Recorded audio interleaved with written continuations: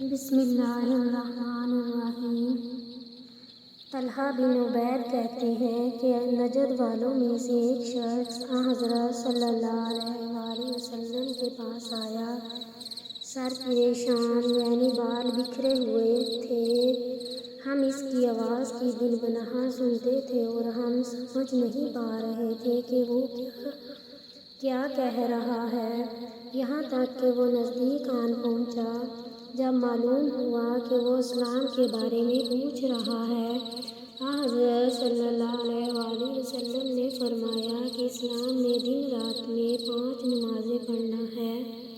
اس نے کہا، بس اس کے سوا تو اور کوئی نماز مجھ پر نہیں۔ آپ نے فرمایا، نہیں، مگر تو نفل پڑھے تو اور بات ہے۔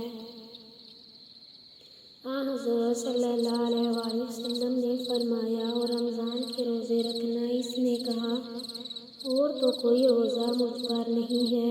آپ صلی اللہ علیہ وآلہ وسلم نے فرمایا، نہیں، مگر تو نفل روزے رکھے تو اور بات ہے۔ طلحہ نے کہا، اور حضرت صلی اللہ علیہ وآلہ وسلم نے اس سے زکوٰۃ کا بیان کیا۔ وہ کہنے لگا کہ بس اور کوئی صدقہ مجھ پر نہیں ہے۔ آپ صلی اللہ علیہ وآلہ وسلم نے فرمایا، نہیں، مگر یہ کہ تو نفل صدقہ دے تو اور بات ہے۔ راوی نے کہا، پھر وہ شخص پیٹھ موڑ کر چلا، یوں کہتا جاتا تھا، قسم خدا کی، میں نہ اسے بڑھاؤں گا نہ گھٹاؤں گا۔ حضرت صلی اللہ علیہ وآلہ وسلم نے فرمایا، اگر یہ سچا ہے تو اپنی مراد کو پہنچ گیا۔ صحیح بخاری، حدیث نمبر 46۔ حضرت صلی اللہ علیہ وآلہ وسلم نے فرمایا، جو کوئی ایمان رکھ کر اور ثواب کی نیت سے کسی مسلمان کے جنازے کے ساتھ جائے اور نماز اور دفن سے فراغت ہونے تک اس کے ساتھ رہے تو وہ 2 قرات ثواب لے کر لوٹے گا۔ ہر قرات اتنا بڑا ہوگا جیسے احد کا پہاڑ، اور جو شخص جنازے پر نماز پڑھ کر دفن سے پہلے لوٹ جائے تو وہ 1 قرات ثواب لے کر لوٹے گا۔ صحیح بخاری، حدیث نمبر 47۔ حضرت صلی اللہ علیہ وآلہ وسلم نے فرمایا کہ مسلمان کو گالی دینے سے آدمی فاسق ہو جاتا ہے اور مسلمان سے لڑنا کفر ہے۔ صحیح بخاری، حدیث نمبر 41۔ حضرت صلی اللہ علیہ وآلہ وسلم اپنے حجرے سے نکلے، لوگوں کو شب قدر بتانا چاہتے تھے۔ وہ کون سی رات ہے؟ اتنے میں 2 مسلمان آپس میں لڑ پڑے۔ آپ صلی اللہ علیہ وآلہ وسلم نے فرمایا، میں تو اس لیے باہر نکلا تھا کہ تم کو شب قدر بتلاؤں، اور فلاں فلاں آدمی لڑ پڑے تو وہ میرے دل سے اٹھا لی گئی، اور شاید اسی میں کچھ تمہاری بہتری ہو۔ تو اب ایسا کرو کہ شب قدر کو رمضان کی 27ویں، 29ویں اور 25ویں رات میں ڈھونڈا کرو۔ صحیح بخاری، حدیث نمبر 49۔ ایک دن حضرت صلی اللہ علیہ وآلہ وسلم لوگوں میں تشریف فرما تھے کہ آپ کے پاس ایک شخص آیا اور پوچھنے لگا کہ ایمان کسے کہتے ہیں؟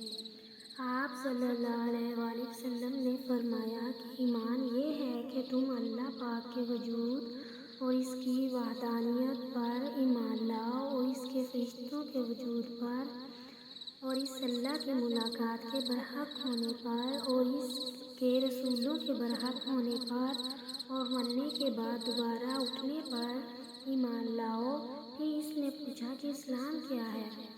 آپ صلی اللہ علیہ وآلہ وسلم نے فرمایا کہ اسلام یہ ہے کہ تم خالص اللہ کی عبادت کرو، اس کے ساتھ کسی کو شریک نہ بناؤ، اور نماز قائم کرو، اور زکوٰۃ فرض ادا کرو، اور رمضان کے روزے رکھو۔ پھر اس نے احسان کے متعلق پوچھا۔ آپ صلی اللہ علیہ وآلہ وسلم نے فرمایا، کی عبادت اس طرح کرو گویا تم اسے دیکھ رہے ہو۔ اگر یہ درجہ نہ حاصل ہو تو پھر یہ تو سمجھو کہ وہ تم کو دیکھ رہا ہے۔ پھر اس نے پوچھا کہ قیامت کب آئے گی؟ آپ صلی اللہ علیہ وسلم نے فرمایا کہ اس کے بارے میں جواب دینے والا پوچھنے والے سے کچھ زیادہ نہیں جانتا، البتہ میں تمہیں اس کی نشانیاں بتلا سکتا ہوں۔ وہ یہ ہے کہ جب لونڈی اپنے آقا کو جلے گی اور جب سیاہ اونٹوں کے چرانے والے دیہاتی لوگ ترقی کرتے کرتے مکانات کی تعمیر میں ایک دوسرے سے بازی لے جانے کی کوشش کریں گے۔ یاد رکھو قیامت کا علم ان 5 چیزوں میں ہے جن کو اللہ کے سوا کوئی نہیں جانتا۔ پھر آپ صلی اللہ علیہ وسلم نے یہ آیت پڑھی کہ اللہ ہی کو قیامت کا علم ہے کہ وہ کب ہوگی، آخر آیت تک۔ پھر وہ پوچھنے والا پیٹھ پھیر کر جانے لگا۔ آپ نے فرمایا کہ اسے واپس بلا کر لاؤ۔ لوگ دوڑ پڑے مگر وہ کہیں نظر نہیں آیا۔ آپ صلی اللہ علیہ وآلہ وسلم نے فرمایا کہ وہ جبرائیل علیہ السلام تھے جو لوگوں کو ان کا دین سکھانے آئے تھے۔ امام ابو عبداللہ بخاری فرماتے ہیں کہ حضرت صلی اللہ علیہ وسلم نے ان تمام باتوں کو ایمان ہی قرار دیا ہے۔ صحیح بخاری حدیث نمبر 50۔